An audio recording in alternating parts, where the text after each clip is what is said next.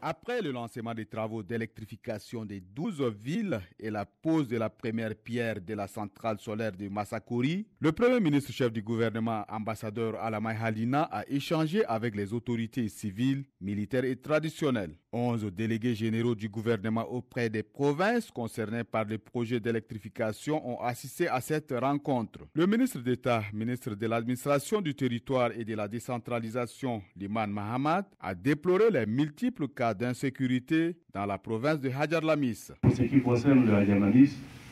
les incursions peu donc meurtrières parfois de la secte Boko Haram, tout en sachant que le Hadjar Lamis, tout comme le lac, sont des zones qu'on peut qualifier donc de front. L'interpellation donc de tous, et particulièrement donc des populations à travers les autorités traditionnelles et coutumières, pour les amener donc à pouvoir prendre conscience de la nécessité de collaborer pour assurer leur sécurité, assurer la promotion donc de leur bien-être et surtout collaborer pour la pleine réalisation du projet de société du président, le maréchal Mahamat Idriss Déby Itno. Le Premier ministre chef du gouvernement, ambassadeur Alamai Halina, a dénoncé les mauvaises pratiques des quelques individus qui sapent les efforts du gouvernement dans la bonne conduite de l'administration. La question de la sécurité est devenue une question très préoccupante, presque dans toutes les provinces. Les comptes rendus qui nous parviennent font état de braquages, de vols à main armée,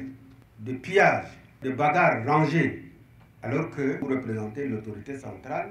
dans vos provinces. Par rapport à cette question, le délégué général auprès de la province, étant le représentant direct du chef de l'État dans sa province et de l'ensemble du gouvernement dans sa province, doit rendre compte de toutes ces activités, y compris les questions sécuritaires qui sont inscrits en point 1 du programme du chef de l'État. Le Premier ministre chef du gouvernement appelle les autorités administratives à divers niveaux de responsabilité à une synergie d'action pour la bonne marche de l'administration publique.